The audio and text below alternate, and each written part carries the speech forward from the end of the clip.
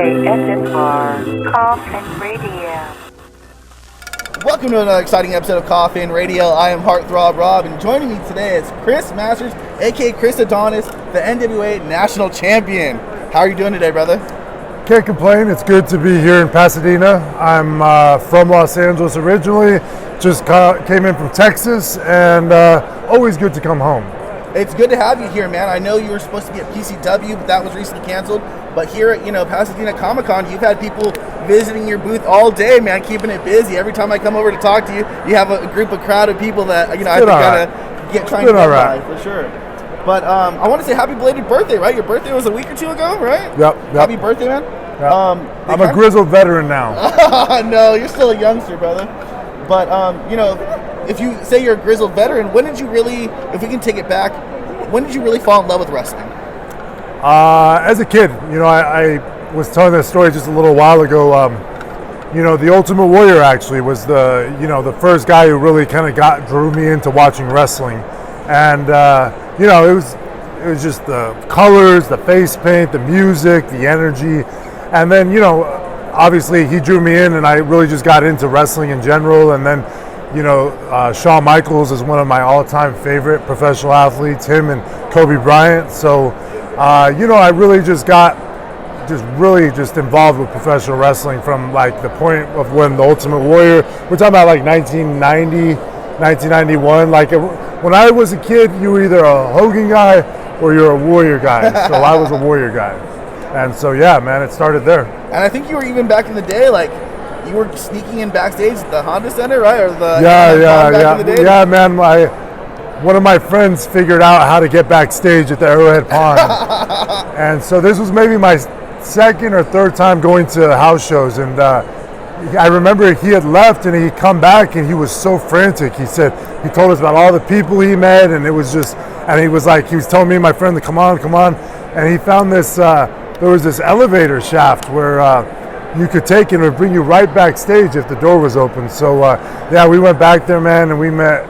Like I remember I saw Bret the Hitman Hart and Shawn Michaels standing kind of relatively in the same area, and like I started bolting towards them. But he stopped me. He was like, whoa, you're gonna get us thrown out. And yeah, it was pretty cool, man. We met everybody. That's so cool, man. Those are the kind of memories that'll last you forever, right? Yeah, You're with that forever. And I do remember this too. Just one thing is, it was funny because, and I just seen Earl Hebner recently. His brother Dave used to always throw us out, man. He would, he'd eventually catch on and he'd find us and throw us right out. So that was pretty funny. Yeah. That's funny, dude. Well, I mean, pretty quickly you get into wrestling. I mean, you joined OVW in about 2003, right? And you're still a youngster there, kicking butt, grinding. What are your memories that you have there from OVW back in the day?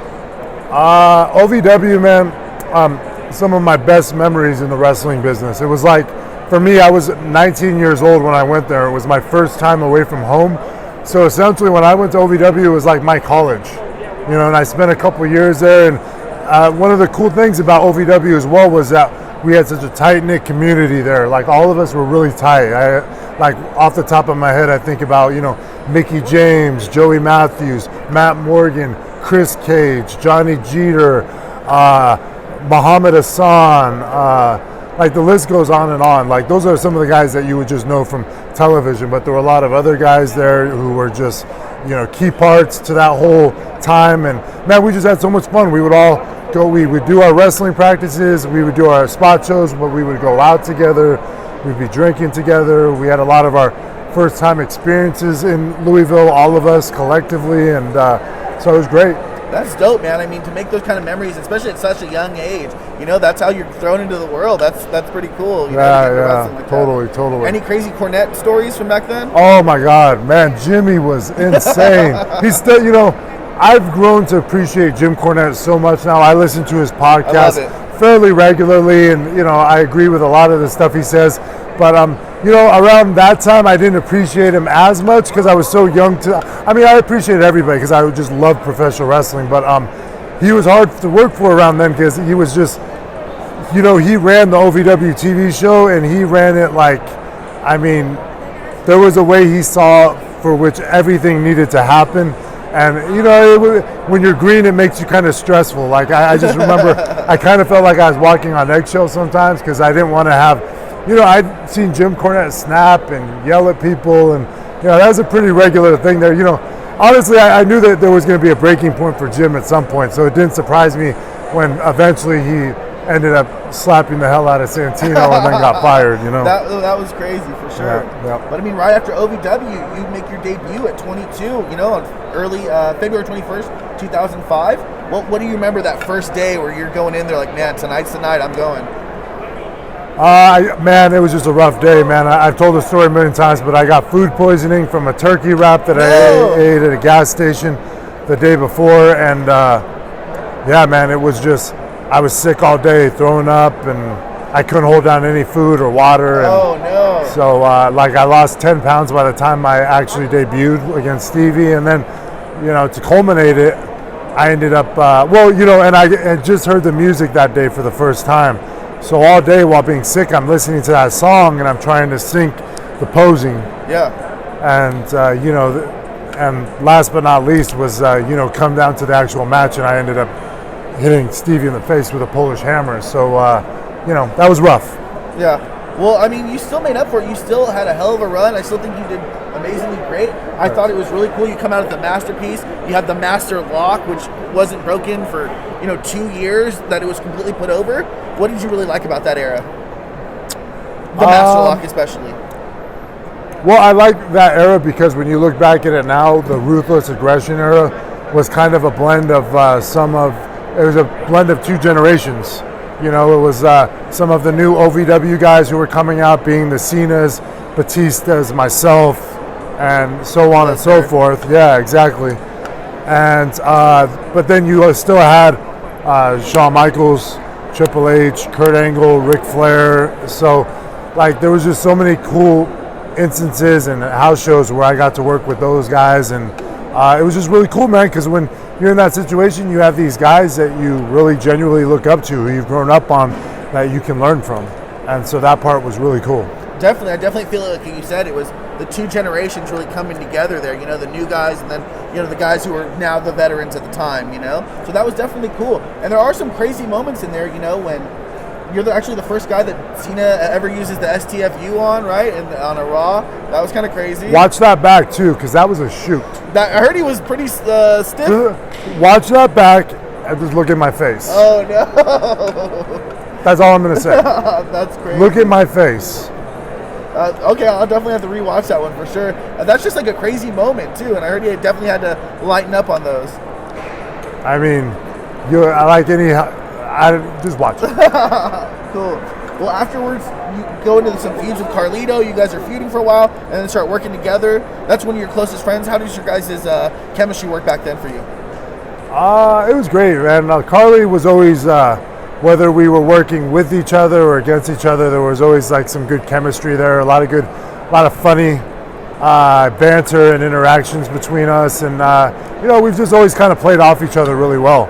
So it was fun, man. And Carly back in that era, man, Carly now is he's almost my size. He's a body guy straight up. So I mean, his wrestling has changed as it should because he's a much bigger guy. But when you watch Carly in that era, man, he was taking 10-foot backdrops, doing springboard elbows, doing springboard moonsaults. I mean, I just saw some clips of an old match of ours, and it was just a trip to see what a different performer he was back then. Not to say he was any worse now or better then or anything like that, but he's evolved. Yeah, definitely. And I'm glad that you guys have, had that kind of camaraderie for so long. Man, that's my boy. Yeah. And then, later on you kind of, take your leave from WWE, and then for a while you go to Impact Wrestling. What was that like for you, your time there? Oh, it was cool. I wouldn't say it hasn't been anything compared to what I've done so far with NWA. I've just felt like it's been, I've just been situated much better in NWA. But Impact Wrestling, I think it was a cool experience for the time, and there was a really good crew of guys there too. I became close with guys like Eddie Edwards was a really awesome guy to work with up there. Eli Drake, who's now LA Knight, I think he's one of the most talented and hardest working guys in the business. And I didn't have any problem with being kind of like his sidekick on there, but in my mind I just felt like it needed to go to something in terms of maybe even something between him and me for it to pay off in the end, and I wasn't completely confident that it was going anywhere like that, and so there were circumstances that also made it unfavorable for me, but I'd say it's a positive experience, and I made a lot of good new friendships there. That's cool. Sometimes it's about the connections you make while you're over there, right? Yeah. That's cool, man. Like you said, you're doing fucking really good at NWA. I love everything you got going on over there. Obviously, you're kicking ass. The Strictly Business group I thought was very good too, with Aldis and Latimer. That was very cool. Yep. I saw when you beat JTG for the national championship. What did you think about that match? It was good, man. Jay, honestly, like when I know a match is good, I don't even have to watch it back. You know what I mean? And but with Jay, the awesome thing about Jay is when you look at Jay and even me at this instance, you've got two guys who have the experience as far as really kind of knowing how to work. Like we've seen it all. Jay is in the best shape of his life.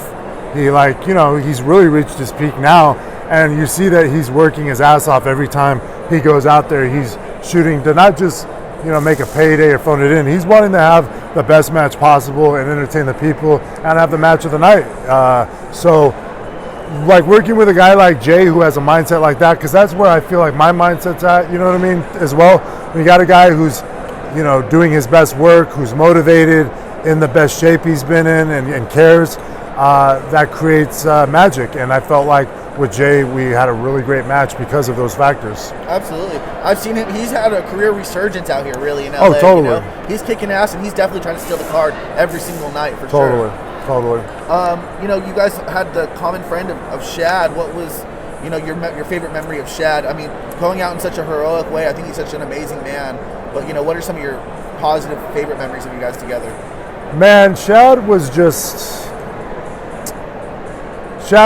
had so much love in his heart, man. And I didn't always appreciate it. And here's the example. I train at Gold's Gym Venice, at least when I'm out here in LA, and there was a point where I'd see Shad there every single day, pretty much. Wow. And the thing is when I go to the gym, I go there to train. So every once, it would kind of bother me because every time I'd see him in there, he would want to chat, and it would really kind of stop any momentum from training. But even worse off was there was a lot of times when you'd be in the gym and you wouldn't even see him, and all of a sudden somebody'd come up behind you and bear hug you and pick you up, and all of a sudden you're off your feet. And that was Shad. That was the type of guy Shad was. And the thing is you don't always appreciate that stuff because you're in the moment, or you're at the gym you're trying to do your thing. But I don't know, it just goes to show me that that's just who Shad was. He had he was a big kid. He was always positive. He had so much love in his heart. And even though sometimes looking back it annoyed me, it shouldn't have. You know what I mean?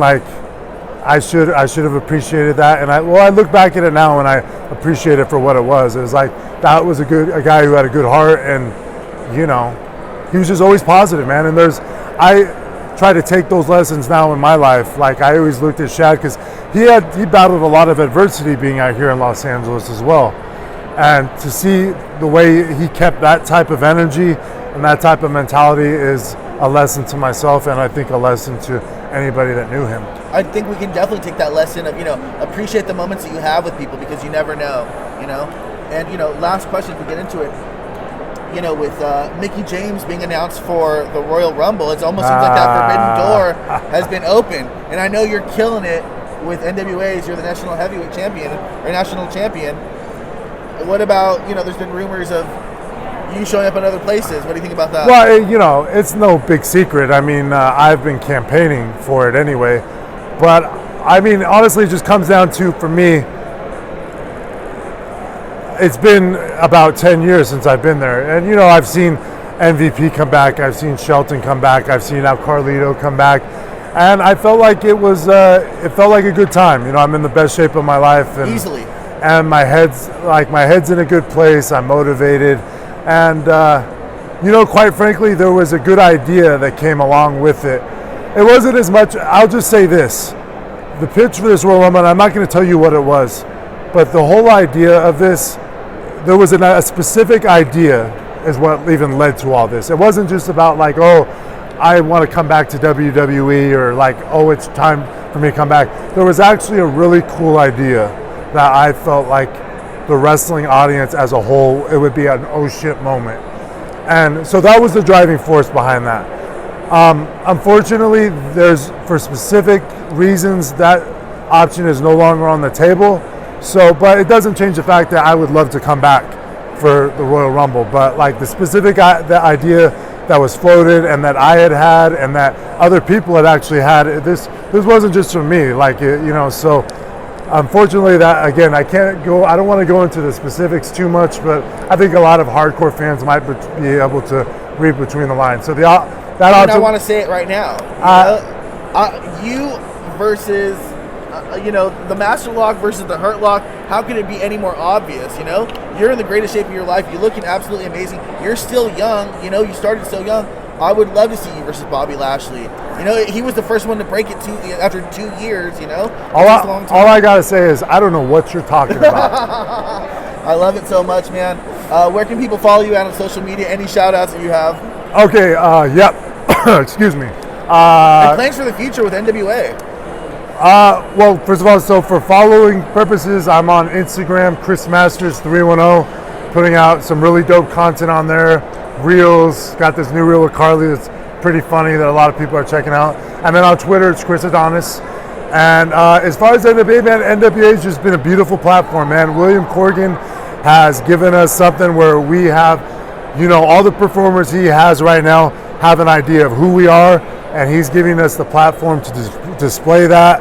We all have got experience. A lot of us came from OVW, so like really we understand what professional wrestling is and the art of storytelling, and we know who we are personally. And so to have this platform to display that, and a lot of us are really just, the fact that we do know who we are is really giving us a chance to come into our own and put out some great content, some great matches. We're all motivated, and I just think, if you're looking for a wrestling alternative that is still geared towards storytelling and has realism, characters and personalities and big guys and small guys, NWA is the spot. Absolutely, man. I wanted to thank you so much, Chris, for giving me some time out of your day. Absolutely. I'll let you get back to it. Good to see you again. Always, dude. You're always the best. Last time was at the LAX Expo, and who knows what the next time will be. Hopefully it's at a big show out here in SoCal, maybe PCW or whatever else is, what else we got? VSX out here? VSX is pretty good. VSX. Give a shout out to your boy. You know what I'm saying? Yeah, for sure, man. Appreciate it, man. Thank you guys so much. For Chris Masters, Chris Adonis, I'm Heartthrob Rob. And if you like what you're watching, then hop in the Koffin. Follow us on social media at Koffin Radio. Koffin is spelled with a K. And that's all for today. ASMR Koffin Radio.